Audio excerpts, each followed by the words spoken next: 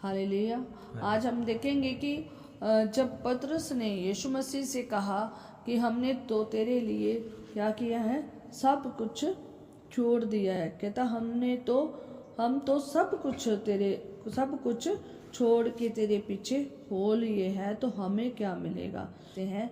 और पर लेकिन हम देखते हैं कि अगर पतरस ने, हम सबसे पहले नंबर पर देखेंगे, अगर पतरस ने छोड़ा है, अगर चेलों ने छोड़ा है, तो उन्होंने बहुत बड़ी आशीष भी पाई है। रूहानी आशीष भी पाई है और जिस्मानी आशीष भी पाई है।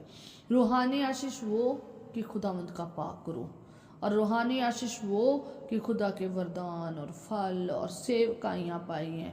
और देख सकते हो कि कैसे खुदावंद अपने लोगों के साथ, अपने प्रेरित लोगों के साथ जो चलते थे, और कैसे उन्होंने आशीष पाई है, सिवाय किसको छोड़कर, यहूदा इस्करियोती को छोड़कर, क्योंकि वो बिल्कुल भी उसने अपने आप को चेंज नहीं किया था। पर लेकिन जो शिद्दत से खुदावंद के पीछे चलते थे, और उनको खुदावंद यीशु नासरी ने जरूर ब्लेसिंग दी थी, और उन्होंने उस ब्लेसिंग में होकर, अधिकार को पाकर, पवित्र आत्मा को पाकर, और उस में उन्होंने वो वैसे ही किया जैसा खुदा की पाकरू ने उन्हें गाइड किया, और वो वैसे ही चले।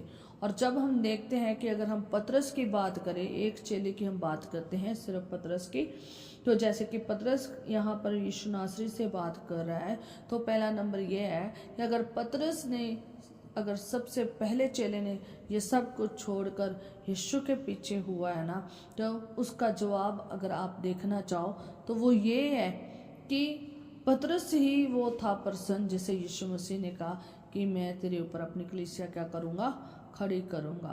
पतरस जो है ना, वो वहाँ पर आप देख सकते हैं कि यीशु मसीह के जी उठने के बाद, तो यीशु मसीह ने तिबिरियास की झील के किनारे जब चेलों के साथ गुफ्तगू कर रहे हैं, उनके साथ ब्रेकफास्ट किया है, भोजन किया है, तो उसके बाद खुदा ने पतरस से, यीशु नासरी ने पतरस से कहा था कि तू उसका 3 बार इकरार कराया, ठीक है, और दूसरा उसे सेवकाई भी थी, ठीक है।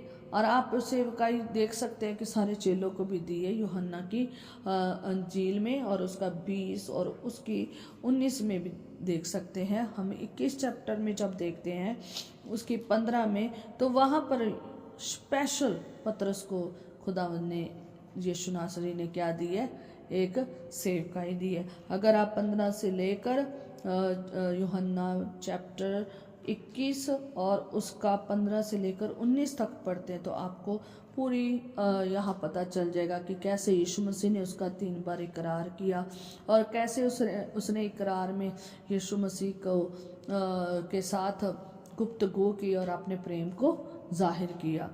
और उसके बाद हर एक जो 3 बार उसने इकरार किया है और अपने प्रेम को बताया है कि मैं यीशु से प्रेम करता हूँ, तो वहाँ पर उसने, यीशु मसीह ने उसे उसके बदले एक सेवकाई भी दी है, और उसे सेवकाई मिली है मेमनों को चराने की। पहला नंबर, जब हम देखते हैं कि वो कहता है भी हाँ यीशु मसीह, मैं आपसे, हाँ प्रभु, कि तू जानता है कि मैं तुझसे प्रीति करता हूँ, तो खुदावंद यीशु नासरी ने 3 बार उसे आशीष भी दी है सेवकाई के रूप में, ठीक है। और पहली जो आशीष दी है पतरस को, वो क्या कहा था कि मेरे मेमनों को चरा।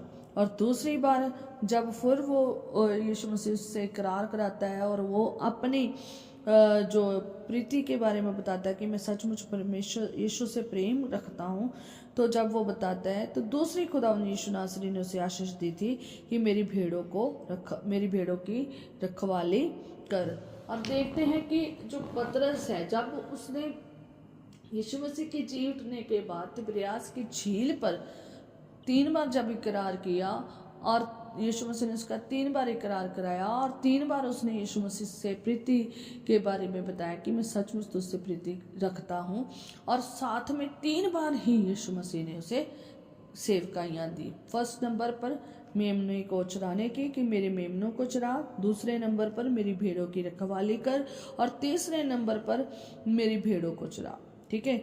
मीन्स मेमनों को भी चराना है और भेड़ों को भी चराना है, और भेड़ों की रखवाली भी करनी है। ठीक है, मीन्स खुदा ने उसे एक चरवाहे की क्या दी, आशीष दी। और जब आप देखते हैं प्रेरितों के काम उसका दूसरा चैप्टर, तो जब आप देखते हैं कि जब प्रभु यीशु मसीह स्वर्गारोहण हो जाता है और दूसरे चैप्टर पर पेंटिकोस के दिन हम क्या देखते हैं कि जब वो पाखरू के सामर्थ्य में भर गया, जो प्रभु यीशु मसीह ने पहले चैप्टर में बोली थी कि तुम क्या पाओगे, पाखरू पाओगे, और ये प्रतिज्ञा की थी यीशु मसीह ने। और उसके बाद जब वो इस प्रतिज्ञा को पाने के लिए चित्त होकर प्रार्थना कर रहे थे 120 जने, तब पाखरू उतरा और फिर जब उसने प्रचार किया तो 3000 लोग बचाए गए। और कितनी बड़ी मतलबी खुदावन ने उसको इस्तेमाल किया है। और जब आप पूरा उसका प्रेरितों के काम और उसके पूरा नया नियम देखते हैं, और जहाँ जहाँ पतरस जाता था और खुदावंद कैसे बड़े बड़े काम करता था, लंगड़ों को चलाता था, लोग उसके जब वो जिस रास्ते से जाता था तो लोग अपने मरीजों को, अपने बीमारों को, जकड़े हुओं को क्या कर देते थे, रास्तों में लटा देते थे, अपने रास्तों में अपने उनके अपने मंजियों के ऊपर, बेड के ऊपर लटा देते थे। मीन्स रास्ते में उसे मरीजों को लटा देते थे, ताकि जब वो यहाँ से गुजरे, पतरस जो है ना, जब गुजरे तो उसके परछावे से भी क्या हो जाए, लोग चंगे हो जाए। और बाकी कई लोग ऐसे होते थे जो उसके कपड़े से छू कर रुमाल को ले जाते थे, कपड़ा छुआ कर भी उसके ले जाते थे, तो वहाँ पर मरीजों के ऊपर डाल देते, मरीज चंगे हो जाते थे। मीन्स खुदा ने उसे कितना सामर्थी बना दिया था। ठीक है, और ये खुदावन यीशु नासरी ने उसे आशीषों से ही भरा। जो बरकतें दी थी ना, वो कोई छोटी मोटी नहीं थी, बहुत बड़ी आशीषें थी। अंत तोड़ी तक उसने सेवा की है और वो यीशु के लिए कुर्बान हो गया है। देखो, उसने सारी सेवकाई की, और वो पतरस कितना मतलब खुदावन ने उसे ऊंचा उठाया है, रूहानी आशीषों से भी भरा है, और खुदावन ने उसके साथ बड़े बड़े काम किए हैं, और खुदावन ने उसके साथ बड़े चमत्कार किए हैं, दर्शन दिए हैं, और बड़े लोगों ने उसके द्वारा क्या पाया है, छुटकारा पाया है, और बड़े असाद हुए। बड़ा पाखरू का गहरा मस्सा छा जाता था, पाखरू वहाँ पर उतर आता था जब पतरस कलाम करता था, जब वो ऐसे खुदावंद में होकर खड़ा हो जाता था, भरपूर खड़ा हो जाता था, तो खुदावंद वहाँ पर बड़े बड़े काम करता था। मीन्स खुदा की पूरी जो मर्सी है और जो ग्रेस है उसके ऊपर थी, अनुग्रह पूरा था, और जैसा खुदावंद चाहता था खुदावंद ने उसे क्या किया, इस्तेमाल किया है। और देखा है कि उसने क्या छोड़ा था, अपना सब कुछ छोड़कर किसके पीछे हुआ था, यीशु के पीछे। आप देख सकते हैं, जब हम सब कुछ छोड़कर यीशु के पीछे होते हैं तो दोनों आशीषों को पाते हैं, रूहानी आशीषों को भी और जिस्मानी आशीषों को भी। उनके पास कोई कमी घटी नहीं थी, उन्होंने यीशु के लिए अपना सब कुछ बेच दिया, उन्होंने यीशु के लिए सब कुछ दे दिया। उन्होंने पूरा, ना वो अके, ना वो थके, ना वो रुके, उन्हें कोई रोक नहीं सका। वो बढ़ते गए, उन्हें जेलें नहीं रोक सकी, उन्हें कोई भी नहीं रोक सका, बल्कि वो खुदा में बढ़ते गए। जब हम खुदावंद के लिए कुछ छोड़ते हैं, जब हम यीशु के लिए छोड़ते हैं, जब हम पतरस की तरह चल पड़ते हैं, खुदावंद ऐसे ही इस्तेमाल करता है जैसे खुदावंद ने पतरस को इस्तेमाल किया। पतरस ने अपना पूरे का पूरा परमेश्वर को दिया है, और हमें भी पूरे का पूरा देना है। आज हम देखते हैं खुदा के खादम लोग कई बार घरों में भी बहुत ज़्यादा बिजी हो जाते हैं, जिसकी वजह से कहीं खुदा के काम नहीं कर पाते। या खुदा के कामों को तो करते हैं, पर लेकिन अलग में जो खुदा उनको समय देना होता है, एकांत प्रार्थना का, वो दे नहीं पाते। कई लोग संगतियाँ नहीं कर पाते, कई लोग मतलब कई चीज़ों से जूझते रहते हैं। और हम देखते हैं खुदा के खादम लोग कई बार अपनी पर्सनल ही प्रॉब्लम्स में गुजरते रहते हैं, अपना सारा समय इधर उधर भगा के निकाल देते हैं। कई बार कई मैंने पास बहन ऐसे देखे हैं जो कर तो रहे हैं खुदा का काम, पर लेकिन खुद लोगों में ही बिजी है, लोगों में बिजी, उनकी प्रॉब्लम को सुनते रहते हैं, दुआ करते हैं, आ जाते हैं, पर लेकिन उनके पास अलग से खुदा के पास बैठने का समय भी नहीं है, एकांत प्रार्थना करने का समय नहीं है। सबसे पहले हमें समय किसको देना है? खुदा को देना है। हमने बाइबल पढ़नी है, दुआ करनी है, हमने सारा मतलब भी प्रॉपर टाइम देना है। जब हम वहाँ प्रॉपर टाइम देंगे, हमारी गुफ्तगू खुदा से होगी, खुदा हमें बहुत सारी चीज़ें बताएगा। जैसे कैसे, किसे बताई? पतरस को बताई कि तुम मेरे साथ, तुम ये सेवकाई करो, और तेरे साथ आगे भविष्यवाणी भी की कि आगे जाकर क्या होगा तेरे साथ, जब तू बूढ़ा हो जाएगा तेरे साथ क्या होगा, और कैसे खुदावंद की जब सामर्थ आएगी कैसे काम करेगा। और जब वो खुदा की सामर्थ में काम कर रहे हैं, खुदावंद उनसे बात कर रहा है, खुदावंद उनके साथ बड़े काम कर रहा है, यीशु नासरी उनके साथ बड़े काम कर रहा है, उन्हें दर्शन हो रहे हैं, बहुत कुछ हो रहा है। आज के डेट में हम देखते हैं कि ये चीज़ें हमें नज़र नहीं आती। क्यों नहीं नजर आती? क्योंकि उनका वो खुदावंद के पास नहीं जा रहे हैं, दुआ के लिए समय नहीं है, सारा समय दुनिया में, और दुनिया में जब अपनी फैमिली में निकल जाता है, अगर फैमिली में नहीं तो फिर खुदा के लोगों के बीच में बस उनके गुफ्तगू करते, इधर उधर भी दुआएं करते निकल जाता है। पर जो स्पेशल समय खुदा के लिए होता है ना, वो लोग नहीं निकालते। वो सोचते हैं कि शायद हम ये सेवा कर रहे हैं, पर लेकिन खुदा के लिए जो पर्सनल एकांत की प्रार्थना, जैसे यीशु मसीह एकांत में अपने पिता से बातें करने जाते थे और गतसमनी बाग में जाते थे, जब वो लोगों में भूतों प्रेतों को निकालते थे, इंस्टेंटली वो वहाँ से छोड़कर कहाँ चले जाते थे? प्रार्थना करने के लिए चले जाते थे। और जब हम देखते हैं कि जो पतरस है कैसे खुदावन से भरपूर होकर, खुदा की आत्मा से भरपूर होकर उसने क्या किया है? काम किया है। आज पहले खुदा के दासों को भरपूर होना पड़ेगा, आत्मा से भरे होना पड़ेगा। अगर खाली जाएंगे ना तो खाली जाकर तो वहाँ बड़े काम नहीं होंगे, बड़े काम नहीं होंगे, और जाएंगे कई बार आप भी फंस जाएंगे। क्यों? क्योंकि उनकी दुआ नहीं थी, वो भरपूर होकर नहीं गए। ठीक है, तो इसलिए पतरस की तरह देखें कि वो कैसे खुदावंद में होकर चला, कैसे खुदावंद ने उससे गुप्त की। बाकी चेलों के बारे में भी आज देख सकते हैं खुदावंद उनसे कैसे उन्हें इस्तेमाल किया है। और यहाँ पर पतरस की बात चल रही है, तो पतरस यीशु नासरी से बातें कर रहे हैं, ये छोड़ कि हमने तो सब कुछ छोड़ दिया है, तो उसका हमें क्या मिलेगा। तो जैसे ये पतरस की बात चल रही है, तो इसलिए मैं पतरस के ऊपर ये हवाला लेकर आई हूँ कि कैसे पतरस ने खुदा के काम को जो है ना किया है, और कैसे खुदा ने उसे अपने काम के लिए इस्तेमाल किया है। और खुदा ने उसे खाली नहीं इस्तेमाल किया, खुदा ने उसे भरपूरी से इस्तेमाल किया है। वो खाली नहीं ऐसे चला जाता था कहीं पे भी, वो भरपूरी में जाता था। उसके पास दर्शन था, उसके पास खुदा का आत्मा था, उसके पास खुदा के आत्मा की भरपूरी थी। और वो जहाँ खड़ा हो जाता था, कलाम करता था, लोगों के हृदय सिद्ध जाते थे। और चाहे उन्होंने पानी का बपतिस्मा नहीं भी लोगों ने लिया था, तो भी पाखरू से क्या हो जाते थे? भर जाते थे। इतने बड़े काम होते थे। ठीक है, तो इसलिए देखते हो आप कि कैसे पतरस ने खुदावंद के लिए जो है ना काम किया है। हालेलुया। कैसे खुदा के लिए पतरस ने कैसे खुदा का काम किया है, जब उसने सब कुछ खुदा के लिए छोड़ दिया और खुदा की सेवा में लग गया। तो उसकी सेवा को देख सकते हैं, उसकी हर एक चीज़ को अच्छे से एक एक को नोट कर सकते हैं।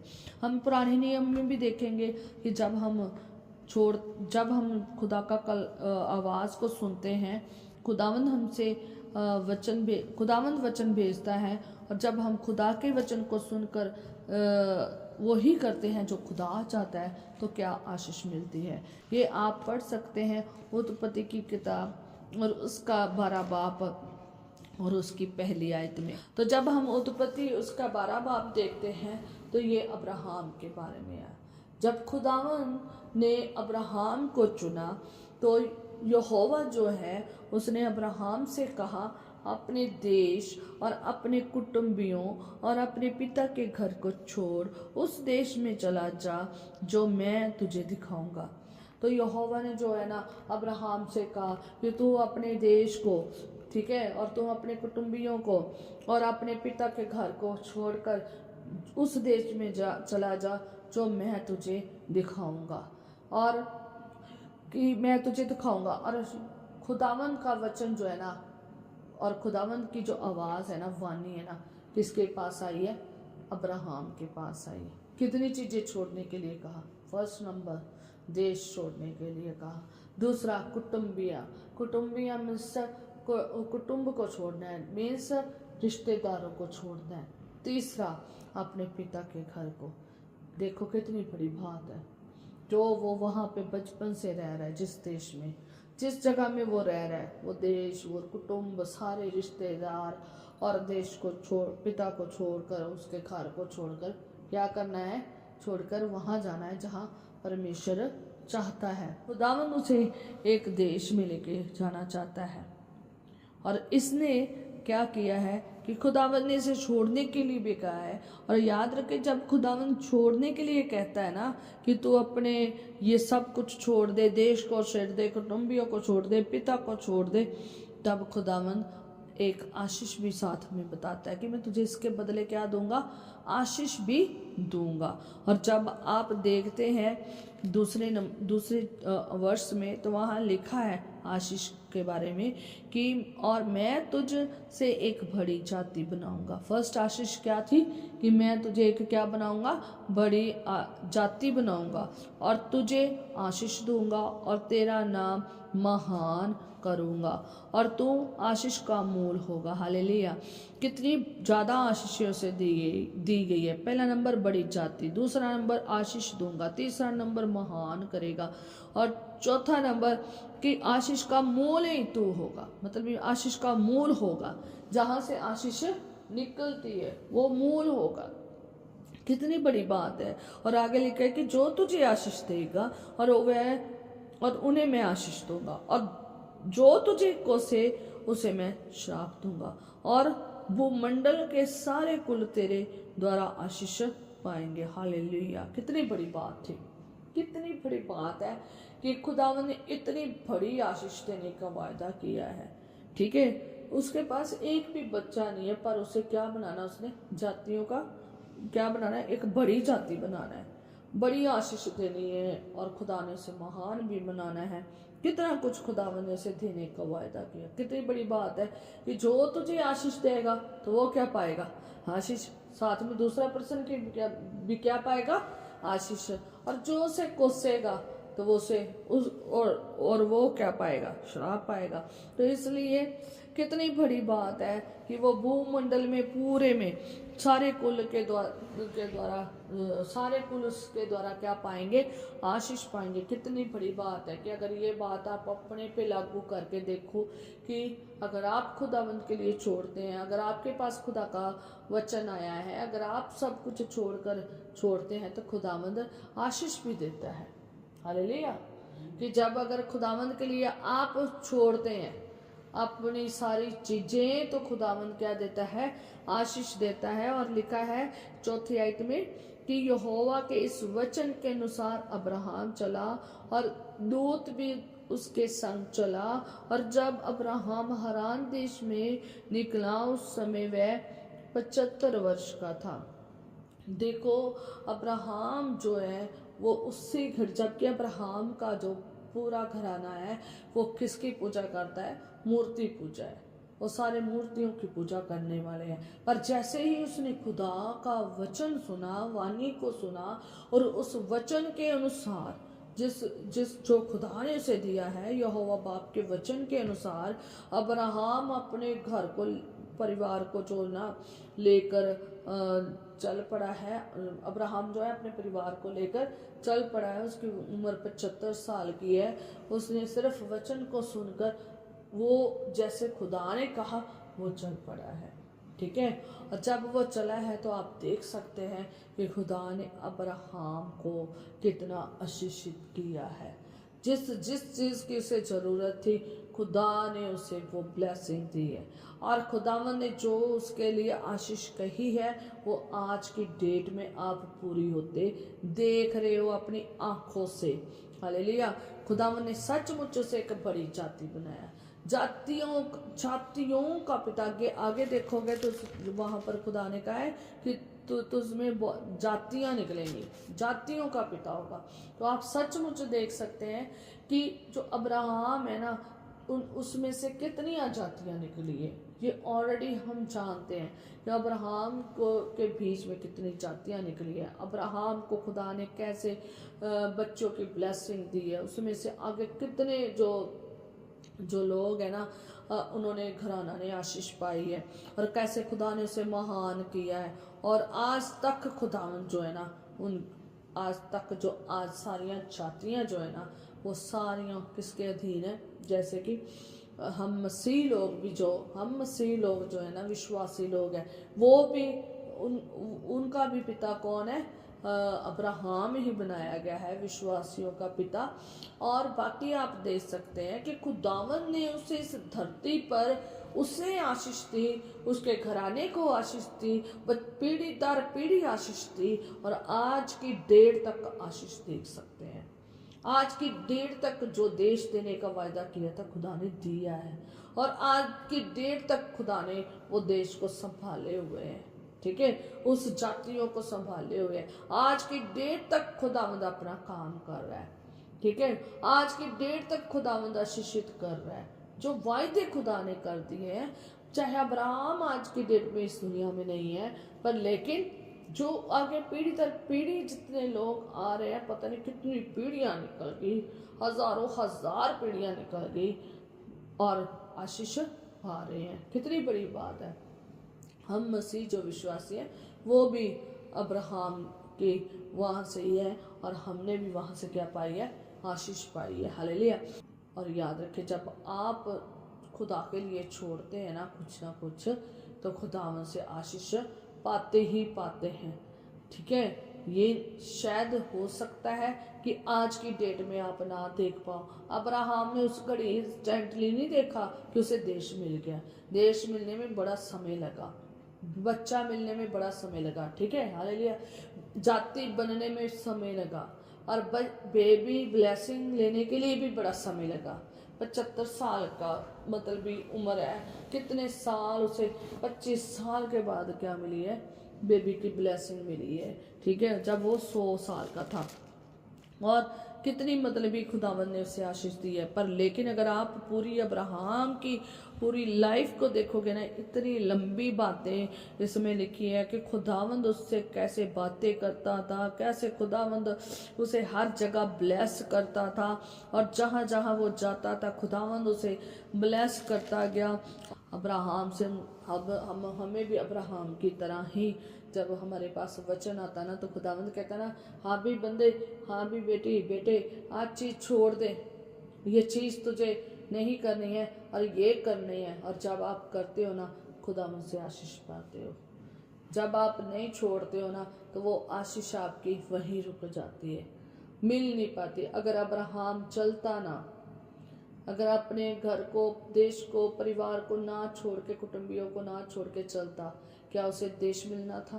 क्या उसे इतनी बड़ी आशीष मिलती थी? आज जो आप देख रहे हैं आशीष, वो मिलनी थी। नए नियम में देख सकते हैं कि खुदावंद ने उसे कैसे जातियों का पिता बनाया, विश्वासियों का पिता बनाया। क्या उसे मिलती? नहीं मिलती। अगर आप भी आशीष लेना चाहते हैं, अगर आप भी बरकत लेना चाहते हैं, तो खुदावन जो चीज़ें आपको कहता है छोड़ने के लिए, वो छोड़े। जो कलाम आपके पास आ रहा है और जो चीज़ें आपको दिख रही है तो मुझे ये चीज़ छोड़ देनी चाहिए, तो वो छोड़ देनी चाहिए। मैंने कहा था ना कि बहुत सारे लोग हैं अपनी पुराना मनुष्य तो छोड़ते ही नहीं है। ठीक है, पुरानी चीजें छोड़ते नहीं है, जिसकी वजह से उनकी आशीष उन्हें मिल नहीं पाती। ठीक है, कई लोग हैं जो 50-50 जिंदगी जीते हैं, आधी संसार में, आधी खुदा में। आशीष भी उनकी वैसे ही मिलती है, उनको मिले ना मिले कुछ पता नहीं है। ठीक है। आज बहुत सारे लोग हैं अपनी सुस्ती नहीं छोड़ते, मैं यही कह रही थी ना, लोग सुस्ती नहीं छोड़ते, लोग आलस नहीं छोड़ते, उनके पास टाइम होने के बावजूद भी वो दुआ नहीं करते, वचन वो पढ़ते नहीं है, ठीक है। इसलिए खुदावंद का वचन पढ़ोगे तो वो तुमसे बातें करेगा, दुआ करोगे तो वो तुमसे बातें करेगा। और दुनिया की भीड़ में रहोगे, दुनिया की भीड़, दुनिया की आवाज़ें तुम्हें कभी भी खुदा का वचन सुनने नहीं देगी। वो जो खुदावंद कह रहा है आप उनको नहीं सुनोगे, क्योंकि दुनिया की बहुत सारी आवाज़ें, लोगों की बहुत सारी आवाज़ें, बहुत चीज़ों की आवाज़ें, बहुत कामों की आवाज़ें आपके कानों पे पड़ रही है, जिसकी वजह से आप जो है ना खुदा की बात को सुन नहीं पा रहे, ठीक है। अब्राहम ने सुना है और सुन के वो चल दिया है। अगर वो अपने घर को देखता, अगर अपने देश को देखता, अगर अपने माँ बाप की आवाज़ों को सुनता, अगर इन सब की आवाज़ों को सुनता, तो अगर उनकी मर्जी से चलता, तो आज वो आशीषित ना होता। उसने उन सब को नहीं सुना, उसने अपने देश, अपने कुटुंब, अपने पिता की बातों को नहीं सुना, उसने सिर्फ खुदा की बात को सुना और चल दिया। क्या पिता ने रोका नहीं होगा? क्या रिश्तेदारों ने रोका नहीं होगा? बहुत सारा होया होगा, पर लेकिन उसने फिर भी क्या किया है? खुदा की आवाज़ को सुनकर चल दिया है। थर्ड नंबर पर हम जब मूसा को देखते हैं, तो मूसा जो है ना, तो वो उसने भी मिधान जो मिधान जो मूसा जो है ना, जब मिस्र में था और जब उसे मिस्र में से निकाल दिया गया, तो वो कहाँ चला गया था? मिदान में चला गया था। और जब वहाँ पर इतने सालों से मिदान में रह रहा है, और वहाँ उसके बच्चे, शादी हो गई, बच्चे हो गए, और अपने जो ससुर है यित्रो, उसके साथ रह रहा है, अच्छी ज़िंदगी व्यतीत हो रही है, अपना काम कर रहा है, अपने परिवार में राजी खुशी है, बहुत अच्छा है। पर लेकिन जब खुदावंद उससे झाड़ी में से बात करता है, जलती हुई झाड़ी में से बात करता है, ये आप निर्गमन 3 बाब में पढ़ सकते हैं कि खुद जब वो अपने काम पर था, जब वो अपनी भेड़ों को चरा रहा था पर्वत के पास, तो जब वो वहाँ पर था, तो खुदावंद ने उसके साथ बात की। कटीली झाड़ी में एक आग लगी हुई थी, और वहाँ से उसे दर्शन दिया, और उसे क्या कहा कि तूने कहाँ जाना है?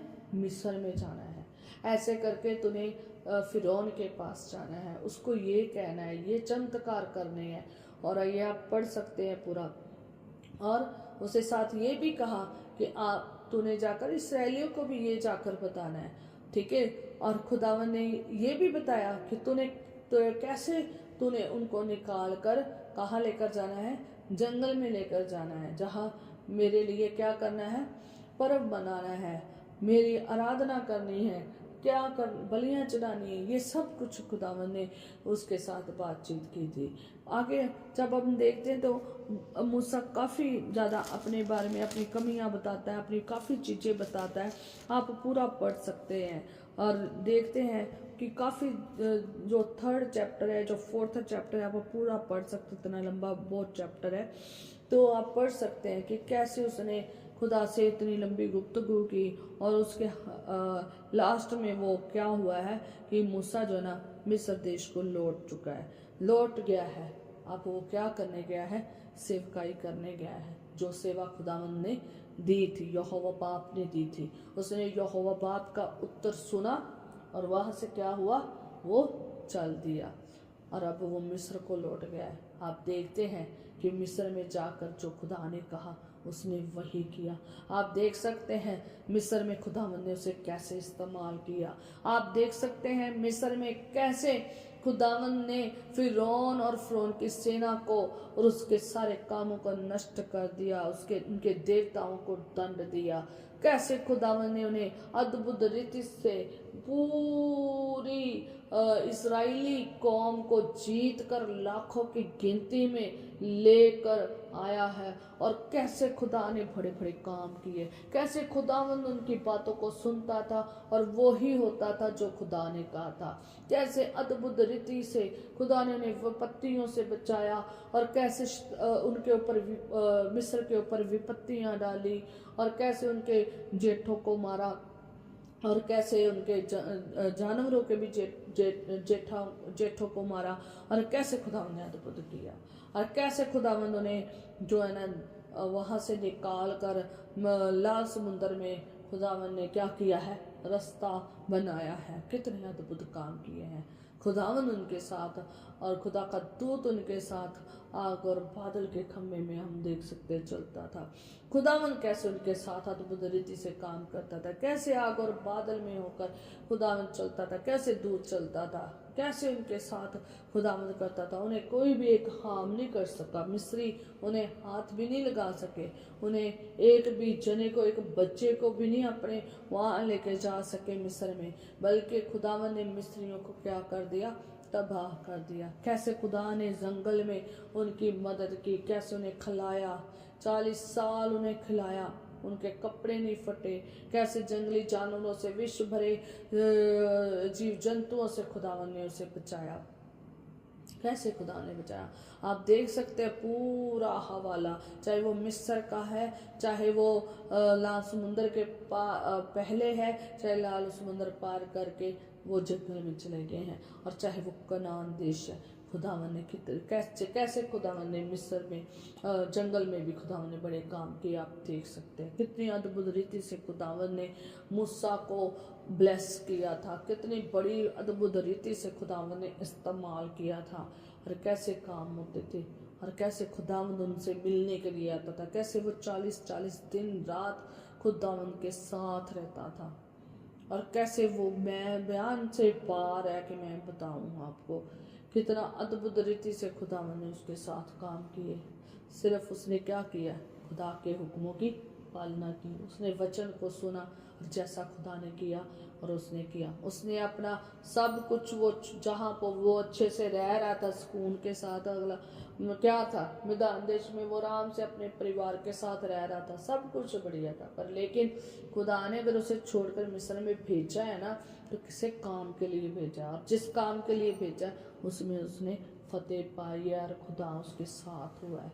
याद रखे, जब हमें खुदावंद कहीं भेजता है, सेवकाई के लिए भेजता है, किसी काम के लिए भेजता है, तो हमें उसको सुनकर चलना चाहिए, चाहे हमें जितनी मर्जी कमजोरियां क्यों ना हो। तो हम अगर अपने वो छका को छोड़कर, वो सब चीज़ों को छोड़कर जब हम खुदा के साथ चल पड़ते हैं, उसकी सेवकाई के लिए चल पड़ते हैं, तो खुदावंद अद्भुत काम करता है। जैसे खुदा ने मिस्र में किए, ऐसे मिस्रियों को मार देता है जो हमारे लिए पीछा करते हैं। और कैसे खुदावंद यही नहीं सिर्फ करता, और भी बहुत कुछ करता है, हमारे सारे खाने पीने पहनने के इंतज़ाम करता है, रहने के इंतज़ाम करता है, वो हमसे बातें करता है। कैसे आप देखते हैं सीनै पर्वत पर खुदावंद आग के शोलों में, आग के रूप में कैसे उतर आता था, और बादल के खम्भे में आप देख सकते हैं कैसे अद्भुत रीति से आप ये सब चीजें देख सकते हैं। कमाल की बातें हैं कि खुदावंद ने जो है ना मूसा के साथ किया है, और अद्भुत रीति से खुदावंद ने मूसा को क्या किया है, इस्तेमाल किया है। सिर्फ एक कान कि उसने खुदा की सुनी है, सिर्फ एक कि वो आज्ञाकारी था, उसने खुदा की ही सुनी। जो खुदावंद ने उसे कहा छोड़ दे, तो उसने छोड़ा है और खुदा के पीछे हो लिया है। याद रखें, अगर आप भी मूसा की तरह सब कुछ छोड़कर मिस्र को जाते हैं, जहाँ खुदावंद भेजता है, जहाँ खतरनाक लोग हैं, जहाँ बड़े गुलामी है, जहाँ लोग बंधक में पड़े हैं, गुलामी में पड़े हैं, अगर आप उनको छुड़ाने के लिए जाते हैं, आप उस आग में जाकर कूदते हैं, ठीक है, तो खुदावंद उस आग में से निकालने की ताकत भी रखता है। ठीक है, खुदावंद छुड़ा कर लेकर आता है अद्भुत रीति से। आप वो पर्सन होते हो जो लोगों के लिए छुटकारा बनते हो, जिसके द्वारा खुदावंद छुटकारा देता है। खुदावंद आपके साथ वचन करता है, और जब वचन करता है तो आप जब अपने लोगों को बताते हैं तो खुदावंद काम करता है। हालेलुया। और जब देखते हैं कि मूसा ने जैसे खुदावंद की सेवकाई की है, आज बहुत सारे लोगों को खुदावंद ऐसी सेवकाइयाँ देना चाहता है कि जो लोग मिस्र में फंसे हुए हैं, संसार में फंसे हुए हैं, गुलामी में फंसे हुए हैं, अंधेर हो रहा है उनकी बच्चों के साथ, उनकी बीवियों के साथ, उनके जीवन आदमी औरतों के साथ, बुजुर्गों के साथ अंधेर हो रहा है, उन्हें अच्छे से खाने को नहीं दे रहे हैं, उनके साथ बुरा व्यवहार हो रहा है, उनको पीड़ा दी जाए, मारा कूटा जा रहा है, उन्हें बंधक बना कर रखा है, पूरा उनके ऊपर जुल्म हो रहा है, तो उनके बच्चों को मारा जा रहा है। तो खुदावंद जो है ना, ऐसे ही कोई मसीह जो खुदा के लोग हैं मूसा की तरह उन्हें भेजता है कि जाओ मिस्र में जाओ संसार में जाओ और जाकर लोगों को क्या करके लाओ, छुड़ा कर लेकर आओ, अंधेरे से, अंधेरा करने वाले लोगों से, गुलामी में से निकाल कर, शैतान की गुलामी से छुड़ा कर लेकर आओ, शैतान के सेना से छुड़ा कर लेकर आओ, शैतान की फौजों से, शैतान की फौजों से छुड़ा कर लेकर आओ। और खुदावंद जो है ना अद्भुत रीति से काम करता है, जैसे मूसा के साथ खुदा ने मिस्र में और आगे भी किए हैं। ठीक है, खुदावंद जो है ना आपको वहां पर भेजता है कि आप लोगों को, बंधक लोगों को, गुलामी में पड़े हुए लोगों को छुड़ा कर लेकर आओ और वो मेरी क्या करें, सेवा करें, मेरी आराधना करें, मेरे लिए मेरी सेवकाई करें। तो खुदावंद चाहता है कि आप वो बने। पर लेकिन अगर आप आप अपनी प्रॉब्लम को गनाई जा रहे हैं, मेरियाँ बढ़िया प्रॉब्लम है, अपने बहाने मारी जा रहे हैं। जैसे हम देखते हैं कि मूसा भी कहता है कि मुझे बोलना नहीं आता, मैं भद्दा बोलता हूँ, मेरी ये प्रॉब्लम है, मेरी वो प्रॉब्लम है। पर लेकिन खुदा ने उसकी प्रॉब्लम को नहीं किया, खुदा ने उसकी प्रॉब्लम को सॉल्व नहीं किया कि ले मैं तेरी आवाज़ को क्या कर देता हूँ, ठीक कर देता हूँ। नहीं, वो जैसा था, उसकी कमी जैसे थी बोलने की, खुदा ने उसे कमी में भी इस्तेमाल किया है। खुदा ने कहा मैं तेरा मुंह बनूंगा। खुदावंद उसका मुंह बना है। खुदा ने उसके सहायता के लिए हारून को भेजा है। खुदा हमारी सहायता करता है। आप कमजोरियों के साथ भी हैं तो भी खुदावंद जो है ना आपकी क्या करता है, सहायता करता है। आपको टेंशन लेने की जरूरत नहीं, खुदा की सेवा है, ये खुदा का काम है, उसने करना है। आपको सिर्फ उसकी आज्ञाकारी में रहना, जो वो कहता है आपने वो करना है। अगर आप किसी प्रॉब्लम में फंस रहे हैं तो आपने खुदा के पास जाना है। आप देखते हैं अब्राहम मूसा बार हर प्रॉब्लम में खुदा के पास जाता था और खुदावंद उसकी क्या करता था, मदद करता था। और जब मदद करता था खुदावंद बड़े काम करता था। हम चौथा हम लास्ट देखेंगे यहोशू के बारे में, कि जो यहोशू है, जो मूसा का दास था, सेवक था, और मूसा की मौत होने के बाद और मृत्यु होने के बाद खुदा ने यहोशू को चुना है। उसने कहा है कि मेरा दास मूसा मर गया है। आप पढ़ सकते हैं यहोशू उसका पहला बाप में पढ़ सकते हैं, उसकी सेकंड आयत में, कि खुदा ने कहा है कि मेरा दास मूसा मर गया है, इसलिए अब तू उठ, कमर बांध और इस सारी प्रजा समेत यरदन पार होकर उस देश को जा जिसे मैं उनके अर्थात इसराइलियों को देता हूँ, और उस वचन के अनुसार जो मैंने मूसा से कहा, अर्थात जिस स्थान पर तू पाँव धरेगा वह सब मैं तुम्हें दे देता हूँ। और देखो कि खुदा ने मूसा के मृत्यु के बाद यहोशू को कहा है, मेरा दास जो मूसा है ना वो क्या हो गया है, मर गया है। अब तू अपनी कमर उठ और कमर बांध और यरदन को जा, और जो देश मैंने तुम्हें इसराइलियों को देने का वायदा किया है मैं तुम्हें दूंगा, और जिस जगह तू पैर धरेगा वो जगह तेरी हो जाएगी। जैसे कहता मैं मूसा के संग था, आगे पढ़ सकते हैं, कहता जैसे मैं मूसा के संग रहा हूँ वैसे ही मैं तेरे संग रहूँगा, ना मैं तुझे धोखा दूंगा और ना मैं तुझे छोड़ूंगा। इसलिए हयाब बांध, दृढ़ हो, क्योंकि जिस देश के देने की शपथ मैंने इन लोगों के पूर्वजों से खाई है उसका अधिकार तू इन्हें करेगा। हालेलुया। तो देखो खुदावंद का वचन इसके पास आया और खुदा ने किसको चुना है, अब मूसा के बाद यहोशू को चुना है अपने काम के लिए। किस काम के लिए, कनान देश देने के लिए। और याद रखे जो यहोशू है उसने हियाब बांधा, उसने बिल्कुल डरा नहीं, वो खौफ में नहीं आया, बल्कि उसने परमेश्वर के काम को किया। आप पूरा हवाला पढ़ सकते हैं।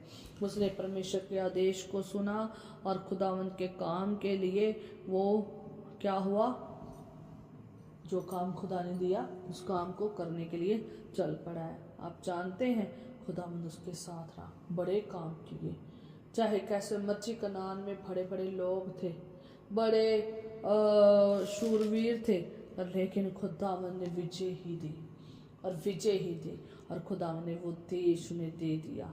यहोशू ने खुदा की आवाज़ को सुना, और जैसे ही उसने खुदा की आवाज़ को सुना तो क्या हुआ, वो खुदा की सेवा के लिए निकल पड़ा। उसने अपना काम छोड़ा, वो काम पे था, उसने अपना काम छोड़ा, और काम छोड़कर जो खुदावंद ने कहा उसने वो ही किया।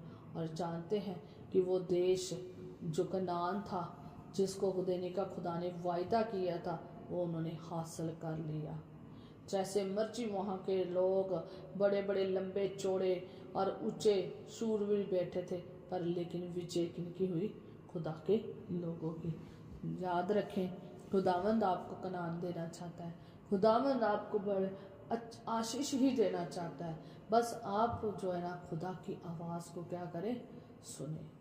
जब आप खुदा की आवाज़ को सुनते हैं, और जब आप खुदा के लोगों के, जब आप पूरी बाइबल पढ़ोगे, बहुत लोगों ने क्या किया है, खुदा की आवाज़ को सुना है और खुदा की सेवा की है, वचन को सुनकर वैसा ही किया जैसा खुदा ने चाहा है। और आप पूरी बाइबल में पढ़ सकते हैं, तो जैसे खुदावन ने इन लोगों को आशीष दी है, वैसे खुदावन हमें भी देता है। यहोशू अगर खुदा के वचन को ना सुनता तो खुदावन किसी और को चुन लेता, और कभी भी यहोशू की नाम इस बाइबल में ना होता। ठीक है, अगर होता तो शायद ये होता कि उसने मेरी बात को सुना नहीं, इसलिए मैंने उसे क्या कर दिया, रद्द कर दिया। ठीक है, ये होता। पर लेकिन यहोशू ने खुदा की आवाज़ को सुना, और खुदा ने उसे अपने काम के लिए इस्तेमाल किया, और जो खुदावंद ने देने का वायदा किया था वो दिया। और पूरे सफ़र में खुदा ने मूसा को यहोशू को ना धोखा दिया और ना त्यागा, उसके संग रहा और कहा जिस जगह तू पैर रखेगा वो जगह तेरी हो जाएगी, जैसे मैं मूसा के साथ था मैं तेरे भी साथ होऊंगा। सचमुच खुदावंद जो है ना वो मूसा के जैसे मूसा के साथ हुआ, यहोशू के साथ हुआ, और विजय ही पाकर आया। हालेलुया। वो देश, वो घर, वो लोग उसे क्या हो गए, मिल गए। हालेलुया। ऐसे ही है, जो खुदा ने हमें आशीष देनी है ना वो देगा, सिर्फ हमें क्या करना है, हमने खुदा के वचन को सुनना है, आज्ञा पानी है। अगर हम खुदा के लिए अपने कामों को छोड़ते हैं, यहोशू ने अपने कामों को छोड़ा, पतरस ने अपने कामों को छोड़ा, चेलों ने अपने कामों को छोड़ा, चेलों ने सब कुछ छोड़ा और खुदावंद यीशु नासरी और खुदा के पीछे चल पड़े। और अब्राहम ने छोड़ा, मूसा ने छोड़ा, और यहोशू ने छोड़ा, और भी अगर आप पूरी बाइबल में पढ़ोगे, जिसने अपनी वो सारी चीज़ों को छोड़कर खुदावंद के पीछे हो लिए, यीशु के पीछे हो लिए, उन्होंने बरकत ही पाई है। और जो काम के लिए भेजा गया, जो सेवकाई के लिए भेजा गया, और जो उन्होंने किया है वचन के अनुसार, खुदावंद ने उन्हें फतेह ही दी है। जब हम मत्ती रसूल की अंजील उसका 19 बाब और उसकी 27 में आकर पढ़ते हैं, तो उसकी 29 में पढ़ते हैं, 28 में पढ़ते हैं, तो वहाँ लिखा है कि जब पतरस ये कहता है कि हमने तो तेरे लिए सब कुछ छोड़ दिया है, तो हमें क्या मिलेगा, तो यीशु नासरी उन्हें कहता है कि मैं तुमसे सच कहता हूँ कि तुम एक नई सृष्टि में जब मनुष्य का पुत्र अपनी महिमा के सिंहासन पर बैठेगा, तो तुम भी जो मेरे पीछे हो लिए हो 12 सिंहासनों पर बैठकर इस्राएल के 12 गोत्रों का क्या करोगे, न्याय करोगे। चेलों को ये कहा कि जब मैं अपनी महिमा में आऊँगा, जब मनुष्य का पुत्र महिमा के सिंहासन पर बैठेगा, जब मैं नई सृष्टि में जब बैठूंगा ना महिमा के सिंहासन पर, ठीक है, जब नई सृष्टि होगी और महिमा के सिंहासन पर बैठूंगा ना, तब तुम 12 गोत्रों का, इसराइल के 12 गोत्रों का क्या करोगे, न्याय करोगे। यही नहीं, और खुदा ने ये भी कहा है,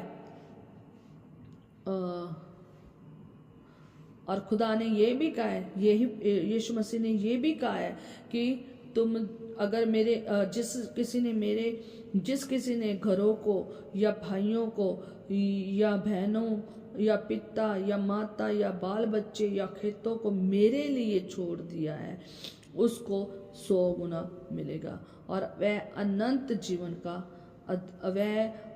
जीवन का अधिकारी होगा। हालेलुया। इसलिए खुदावन ने क्या कहा है कि तुम क्या पाओगे, अनंत जीवन भी पाओगे और 100 गुना भी पाओगे। ये है, अगर तुम ये सब कुछ खुदा के लिए छोड़ देते हो। अगर आपको पिता का घर छोड़ना पड़े, पिता छोड़ना पड़े, या फिर आपको भाइयों बहनों ये सब कुछ को छोड़ना पड़े, कामों को छोड़ना पड़े, अगर ये सब कुछ आप छोड़ देते हो तो खुदावन की आशीष पाते हो। अनंत खुदावन जो है ना, यीशु नासरी जो है ना, वो जिस्मानी आशीष भी देता है और रूहानी आशीष भी देता है। हालेलुया। जिस्मानी आशीष भी देता है और रूहानी आशीष भी देता है। रूहानी तौर पर हमें अगर मिलेगा ना तो वो अनंत जीवन मिलेगा, स्वर्ग का जीवन मिलेगा, नरक का नहीं। और वहाँ पर हम 100 गुना आशीष पाएंगे और खुदावंद हमें कितनी ब्लेसिंग देगा। क्या ये तो एक जिंदगी ख़त्म हो जानी है, पर लेकिन अनंत जीवन जो है ना वो हासिल करना बहुत ज़्यादा ज़रूरी है। वहाँ आशीष, वो वाली आशीष होनी बहुत ज़्यादा ज़रूरी है। इसलिए आपको अपने समय को छोड़े और आलसी ना होए, सुस्ती ना करें, बल्कि क्या करें, खुदा में होकर अपना समय बिताएं। आप उसके साथ समय बिताएं, एकांत प्रार्थना करें, संगति की प्रार्थना करें, चर्च में जाकर जो भी सेवकाई आपको मिलती है बढ़ चढ़ कर उसमें क्या ले, हिस्सा ले, खुदा के कामों को करें। हालेलुया। जब आप खुदा के कामों को करोगे आप ब्लेसिंग पाएंगे। अगर आप कुड़कुड़ाओगे तो ब्लेसिंग नहीं है। इसलिए अगर आप खुदा के लिए अपना पुराना मनुष्यत्व, अगर आप अपना पुराना मनुष्यत्व छोड़ते हो तो नए मनुष्यत्व में नया पहनते हो, धार्मिकता का, पवित्रता का, तो खुदावंद आपके साथ गुफ्तगू करेगा, तो आप एक रूहानी और जिस्मानी आशीष से भरोगे, खुदा का पाक रूप पाओगे, खुदा के पाक रूप के फल, वरदान, सेवकाइयाँ पाओगे और खुदावंद अपनी सेवा के लिए आपको इस्तेमाल करेगा और खुदावंद तुम्हें अनंत जीवन देगा। अगर आप छोड़ नहीं रहे हैं, अपने घरों में लगे हुए हैं, अपने कामों में लगे हुए हैं, आपकी जॉब नहीं आपको छोड़ दी, आपका घर नहीं छोड़ रहा, आप अपने सुस्ती नहीं छोड़ रहे, आलसीपन नहीं छोड़ रहे, सब कुछ नहीं छोड़कर खुदावंद में चल रहे, तो याद रखें फिर ये आशीष तो नहीं है मुमकिन, ये तो नहीं आशीष मुमकिन है। अगर चाहते हैं कि आप आशीष पाएँ तो जैसे यीशु मसीह ने इसमें कहा है कि अगर तुम मेरे लिए सब कुछ छोड़ोगे ना तो तुम आशीष पाओगे। खुदावंद का वचन कहता है तू बच, तेरा घराना बचाया जाएगा। जब आप सब कुछ छोड़ देंगे ना तो आप बचेंगे ना तो आपका घराना भी बचाया जाएगा। याद रखें, पतरस का घराना बचा हुआ था, उसकी सास तक क्या हुई थी, बची हुई थी। वो क्या कर रही थी, वो भी यीशु मसीह को अपने घर प्रार्थना के लिए बुलाया उसने। याद रखें, आपका भी घराना बचेगा, आपके माँ बाप, बहन भाई, सब परिवार क्या हो जाएंगे, बच जाएंगे, आशीष पाएंगे, आपका घर आशीष पाएगा, आपके खेत, आपके काम आशीष पाएंगे और आप ये भी आशीषें पाएंगे और रूहानी आशीष भी, अनंत जीवन के भी और 100 गुना के भी आशीष पाएंगे। आपको मेरी तरफ से जय मसीह के खुदावंद आपको बरकत दे। आए हम प्रार्थना करेंगे। हालेलुया।